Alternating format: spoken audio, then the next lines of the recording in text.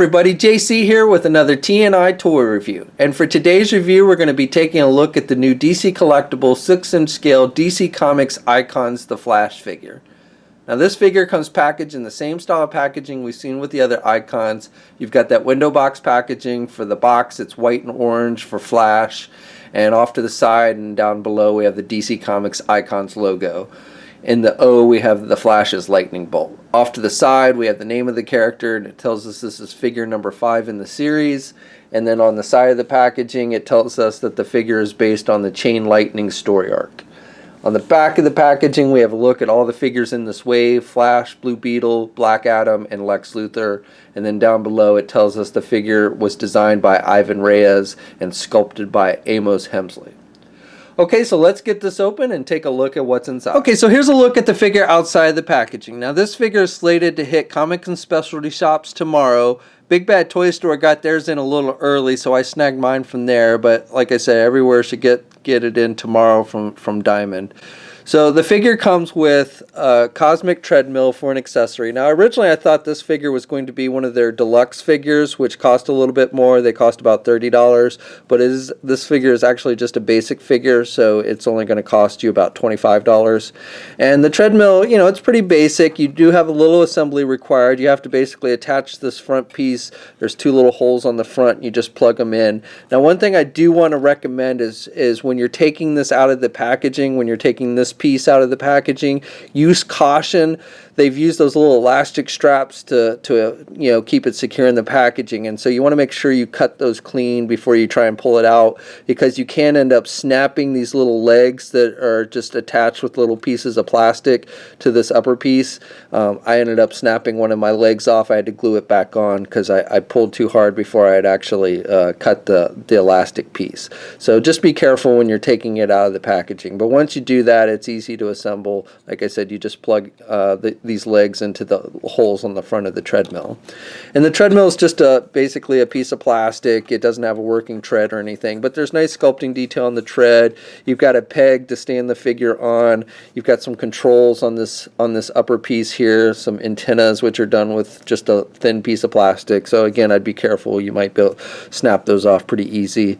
Mostly the treadmill is a dark gray with the black tread. You've got a little bit of color, light blue and white colors for the controls here. And then again, you've got some silver and some blue colors here on the front of the treadmill as well. So overall, just nice detail. And then, like I said, you can just set the figure on top to pose him running on the treadmill. Now besides the treadmill itself, the figure also comes with an extra pair of hands. So the figure, when you take it out of the packaging, comes with a left hand that is with the finger straight open for like running poses, and then the right hand is a grip hand to like hold something. And then you get an extra for the left hand, you get a closed fist. And then on the right hand, you get another hand that's with the finger straight open for running. The figure itself, I think they've done a nice job with the paint applications and the sculpting. Mostly just have red with some yellow and a little bit of white, and then the skin tones on the face. Do have a little bit of sloppiness with the paint here on the lightning bolts on his wrist. A little bit of yellow kind of blotches or splotches on the red. Nothing too major, but when you look at it up close, you can notice that a little bit. But otherwise, pretty solid paint applications. Now, the lightning bolts on his wrist and around his waist, those are actually sculpted on. They're not just painted, which is nice. Same with the lightning bolt on his chest. That's actually sculpted.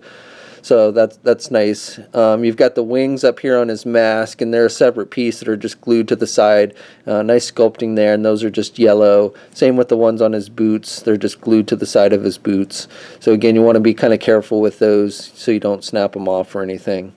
And you've got nice sculpting with the abs and the leg muscles and everything, so looks good overall.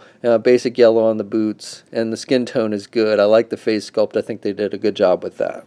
Now, one thing I do want to note on the red, it's not anything major, but it looks like the red on his upper arm on his shoulder is a little bit shinier red than the rest of the red on his arm. So it looks like it's a different kind of plastic or something, probably because of the joint. But you do notice a little bit difference in red shading between the shoulder and the rest of the arm. Okay, and real quick, here's a comparison between the DC Collectibles Icons figure and Mattel's DC Universe figure. And paint application wise, they're pretty similar between the two figures. You've got that kind of dark wash mixed in with the red on the Mattel one, just like you do on the DC Collectibles one, and then you've just got the basic yellow. The big difference is obviously the Mattel one is a little bit bigger, a little bit wider body, but also the lightning bolts on his waist and around his wrist, those are painted on. Same with the one on his chest, those are just painted on. They're not sculpted at all. So that's the biggest difference between the two figures. So the figure stands at just about 6 inches exactly. Give you a comparison with his other JLU buddies from the Icon that have been released in the Icon. So we've got Hal Jordan, Green Lantern, and these two are about the same height as I believe they should be. And then here's Batman, and Batman maybe is a hair shorter than Flash, but they're pretty close to the same height. And then for one more comparison, I wanted to show you Mattel's new DC Multiverse 6-inch figures. The first wave of those have started to be released, which has the TV Arrow, TV Flash, and then the Greg Capullo Joker. I got my hands on the Arrow figure that was out at Toys R Us, and so I'll be doing a full review of this Arrow figure tomorrow, but I just want to give you a comparison to show you how they compare in size with the Icons, and they're pretty close to the same height. Arrow is maybe a hair taller with the hood, but again, they're pretty close to the same height. So articulation on the figure is pretty much what we've seen with the other Icons. The head's on a ball joint, so he can look left and he can look right. He can look down a bit. He doesn't really have the ability to look back. He can look straight ahead, but that's about it, which is pretty much on par with the other figures in the line. He can pivot his head to the left and the right as well.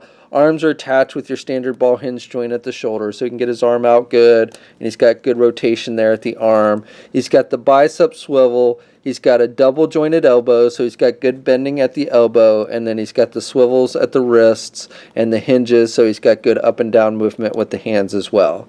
He's got the midsection rotation joint, and then he's got an ab crunch joint as well, so he can crunch down a bit and he can look back a bit.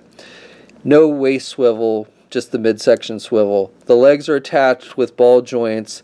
He can get his leg out good, he can get his leg back pretty good, and he can do the splits good. No thigh swivel, unfortunately, like we see with all these figures.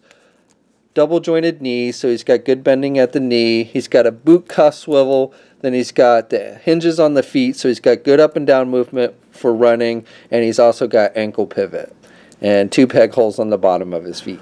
Okay, so that's my review. Overall, I like this figure. I think this is another nice addition to the DC Collectibles Icons line. I like the sculpting detail on it. I like the articulation. I think the accessories are pretty cool. I like the cosmic treadmill and how it acts as a figure stand. I would have liked to have seen something like lightning effects you could attach to the figure for running, but again, overall, I think this is a really cool figure. So this figure is slated to hit comic and specialty shops tomorrow, which is December 23rd.